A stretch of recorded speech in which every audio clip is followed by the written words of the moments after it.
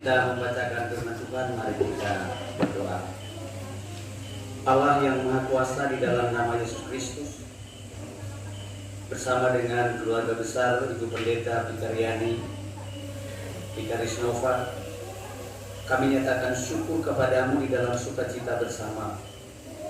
Kami hendak membaca dan mendengarkan firman-Mu. Oleh sebab itu, kami serahkan seluruh kehidupan kami ke dalam tangan dan kuasa-Mu. Lengkapilah kami semua dengan kuasa-Mu, dengan Roh Kudus-Mu. Berilah kepada kami hikmat-Mu, supaya baik kami yang memberitakannya, kami yang mendengarkannya, kami boleh mendengarkan di dalam tuntunan kuasa-Mu. Kami semua memperoleh pengertian untuk kami dapat melakukannya. Di dalam nama Yesus yang adalah firman yang hidup itu, kami sedia untuk mendengarkan firman-Nya. Amin. Shalom. Shalom. Kurang semangat dulu. Shalom. Shalom. Sidang jemaat yang dikasihi oleh Tuhan, saya sebelum menyampaikan firman Tuhan ini, saya ingat satu kata, bukan kata, kalimat rupanya. Saya kutip kalimatnya Ibu Pendeta Rose. Begini ceritanya. Kalau berkhotbah di hadapan pendeta-pendeta, itu sama dengan mengajari ikan berenang. Saya sempat berpikir juga, gimana caranya mengajari ikan berenang? Tapi setelah saya berpikir begini loh, ikan itu memang pandai berenang tanpa diajari, tapi tidak semua ikan bisa berenang dengan baik. Yakin tidak? Contohnya bisa kena pukat juga kan? Tapi mohon maaf, Bapak Ibu Pendeta, bukan maksud saya menyebut Anda ikan, bukan. Mari dalam sukacita bersama ini, mari kita mau belajar dari firman Tuhan yang saya pilih secara khusus.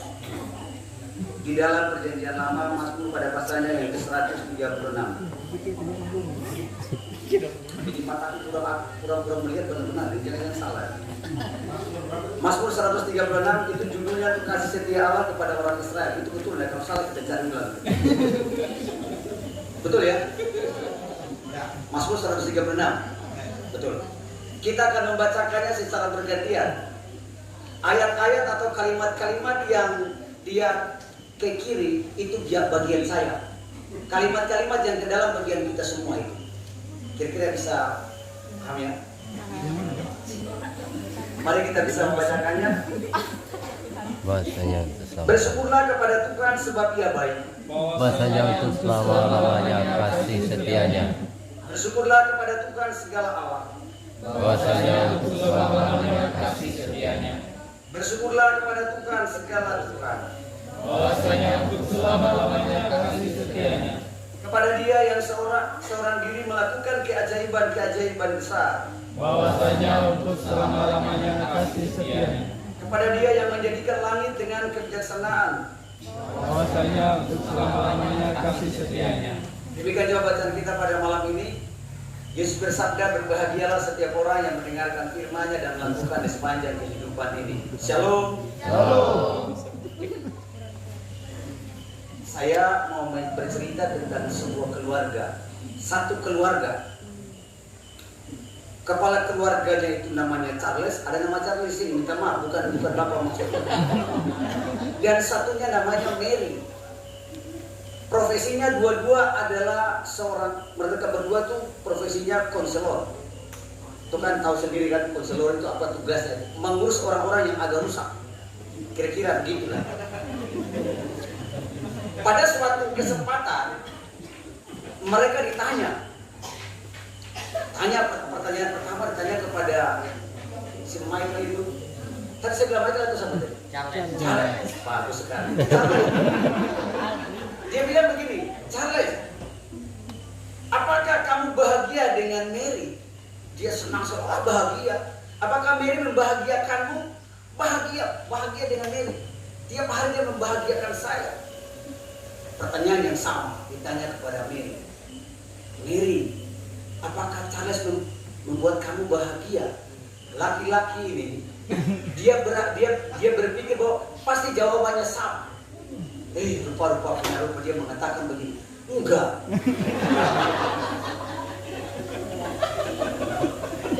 Kacau benar. Pertanyaan begini, kalau Bapak Ibu pernah membaca buku dia begini, Mary, do you happy with the Charles? No. Kecewa kecewa besar sekali. Dia kecewa. Sebab apa dia kecewa? Karena sebagai seorang suami, dalam pikirannya dia berpikir bahwa segala sesuatu sudah dia lakukan yang terbaik untuk istrinya. Mustahil selama ini hidup dengan dia tidak bahagia. Di dalam kemarahan itu, Mary berbisikan kepada dia begini, saya bahagia bukan karena kamu. Saya bahagia karena saya sudah memutuskan keputusan saya untuk saya hidup bahagia dengan kamu. Bukan karena kamu membahagiakan saya. Bisa menerima ya? Nggak bisa. Nggak paham ya? Nggak bisa. Nggak paham. Begini loh. Jangan dulu lah. Rupanya pemikiran istri ini mengatakan begini. Seandainya kalau dia cuma bahagia karena segala sesuatu yang dilakukannya, berarti kebahagiaan itu kebahagiaan yang cuma ada maunya. Dia memutuskan bahwa sebelum kita berdua menikah, saya sudah putuskan bahwa saya harus hidup bahagia denganmu. Sekalipun kamu tidak melakukan aku seperti yang aku inginkan, tapi pasti saya bahagia. Itu berpaham kan? Nah itu. Sebab kebahagiaan itu bukan terdiri daripada orang yang bisa membahagiakan kita. Sebab hidup dalam rumah tangga itu satu orang pun tidak bisa menunjukkan bahwa dia membahagiakan pasangannya. Tanya orang-orang yang sudah tua menikah itu.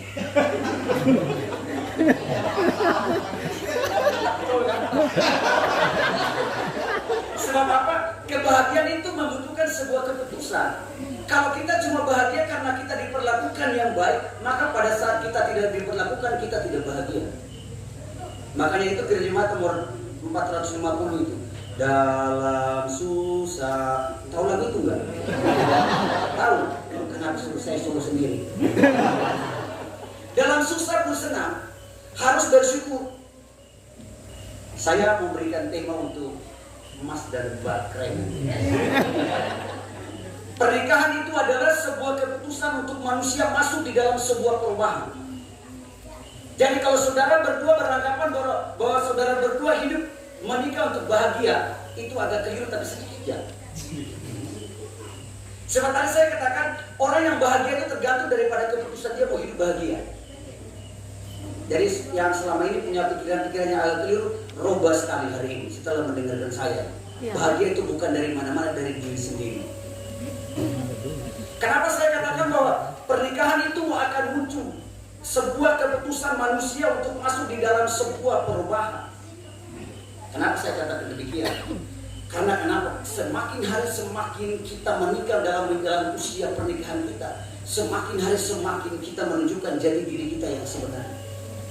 Kenapa saya katakan demikian? Pada saat pacaran itu penuh dengan tipu-tipuan, betul tidak? Dari cara panggil pun akan berubah. Benar Pak. Apalagi masih bulan madu nih kan, tunggu saja. Ini masih bulan madu. Tunggu kalau madunya sudah habis, tinggal lebahnya.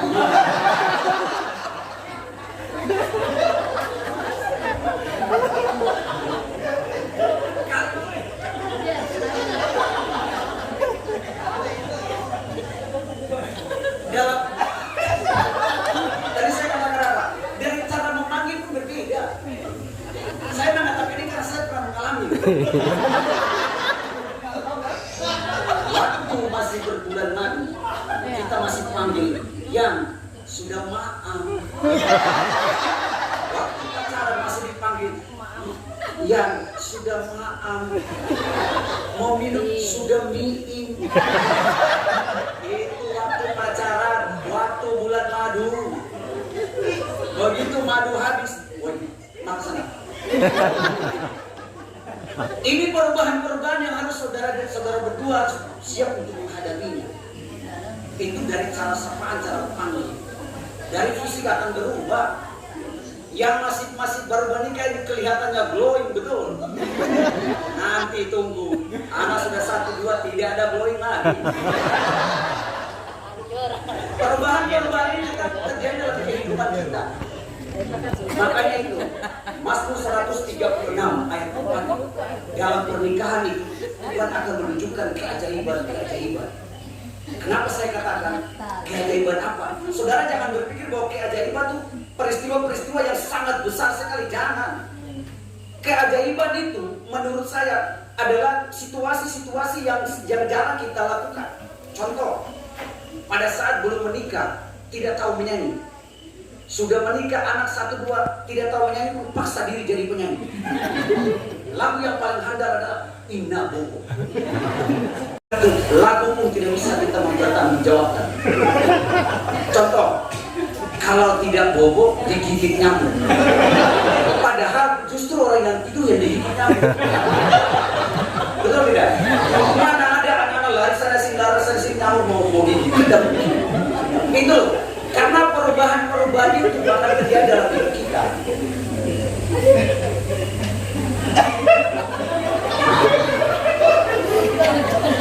Itu dari sudah 2 ya, dari segi sepahan kemudian dari segi penampilan ya. Dari segi penampilan saya tambah 1 lagi. Tadi glowing kan, belum menikah masih jadi pengantin baru kita masih langsing. Coba lihat langsing bener. Nanti anak sudah 2-3 langsung. Dari atas sampai bawah langsung semuanya sama.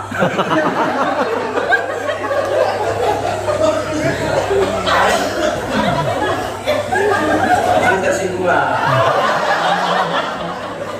Belum menikah udah langsung. Saya bukan bermaksud di situ loh. Saya cuma mau menyampaikan bahwa memang dalam keadaan pernikahan itu hal-hal itu akan kita alami. Tambah 1 lagi. Tambah 1 atau 2 yang boleh saja.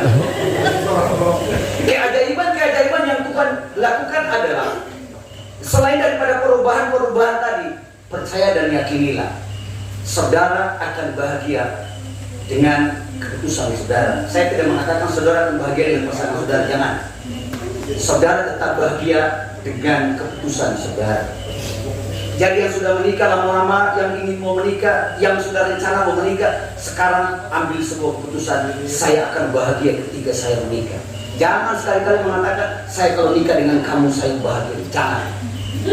Saudara akan bahagia dengan keputusan saudara. Kalau saudara menikah harus bahagia. Kebahagiaan itu sederhana loh. Saya sering dengan anak-anak, bahagia itu sederhana. Dia kira kata bahagia sederhana itu semacam dia ucapkan itu. Dia belum merasa menikah itu kayak apa ya? Dia belum merasa bagaimana caranya ketika madunya habis tinggal dia punya lebah. Bolong itu. Dia kira kalau ketika menikah itu dalam kehidupannya selalu diwarnai dengan situasi-situasi dan keadaan keluarga yang cukup. Terkadang dalam mengarungnya ke rumah tangga kita, kecukupan, ketidakcukupan, sakit penyakit itu senantiasa mewarnai hidup kita. Saya mau kasih tahu semua, itu jangan kita jadikan sebuah tantangan untuk kita bahagia, jangan. Justru itu adalah aksesoris kebahagiaan yang Tuhan izinkan terjadi di dalam rumah tangga kita. Rumah tangga yang selalu cukup, yang merasa dirinya cukup, adalah rumah tangga yang tidak pernah tahu apa kesusahan. Tapi rumah tangga yang senantiasa diwarnai dengan cukup kurang adalah rumah tangga yang senantiasa merasakan bagaimana berkat Tuhan senantiasa dalam kehidupannya. Ini saya pernah dengar tuh, nanti mau LDR. Saya pertama dengar LDR saya kira itu makhluk apa gitu. Anak-anak zaman sekarang itu kan, yang mereka pakai WA tuh. Pacaran udah, kami ini LDR. Saya berpikir LDR itu kayak semacam makanan apa gitu. Rupanya apa kepanjangan dari LDR? Long distance relationship. Ya kira-kira seperti itu.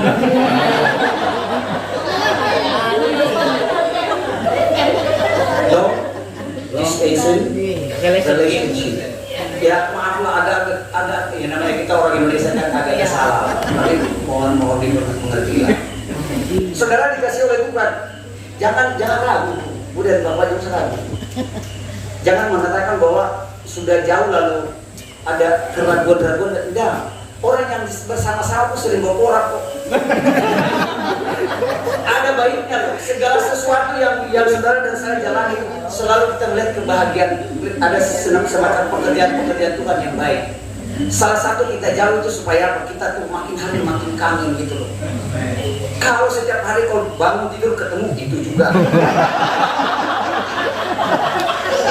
Jalan-jalan ke dapur ketemu gitu juga. Buka pintu dapur ini. Rasa kangennya itu biasa-biasa saja. Tapi kalau begitu pulang sampai Palangga, kalau datang coba kita rasakan sendiri kangennya. Jangan tersinggung, Pak. Itu biasanya terjadi di kota-kota kecil biasanya.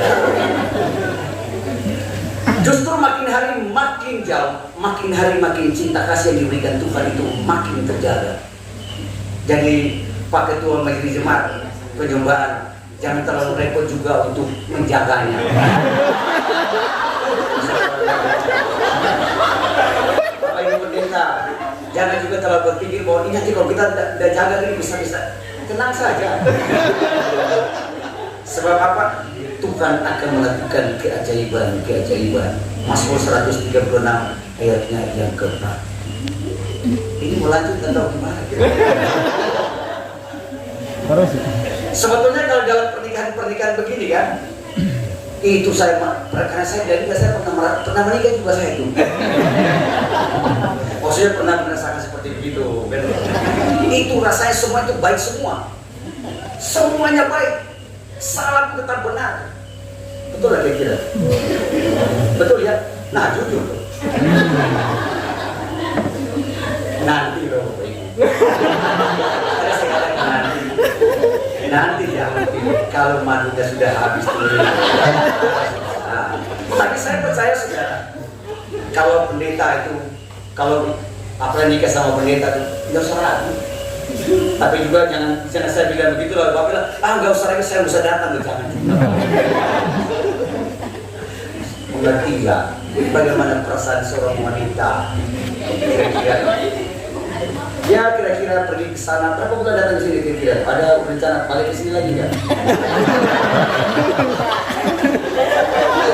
Harus direncanakan Pak. Sebab sahabat kita ini juga tidak mau juga ditinggali. Kalau ditinggali nanti Bapak Ibu majelis ini malah repot. Para pikir gimana kita jaga ya? Harus dijadwalkan sekali-kali datanglah. Ya sering-sering juga nggak apa-apa. Kan sering-sering. Ini terkadang kalau kalau usia pernikahan begini selalu banyak pertanyaan tuh. Teman saya sering bertanya, tuh ada sana.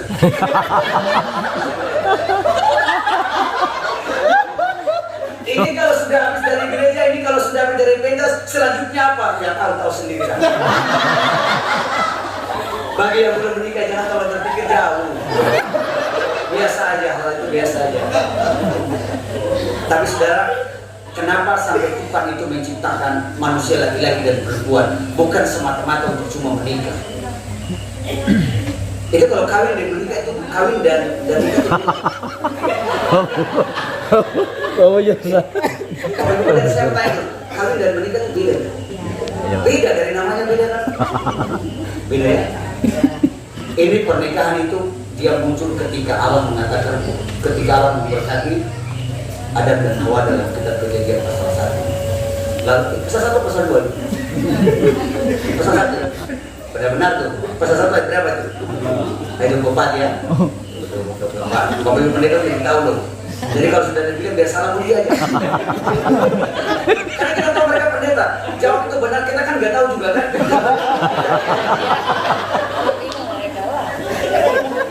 Karena pendeta itu sangat dipercayai oleh jemaat. Betul ya.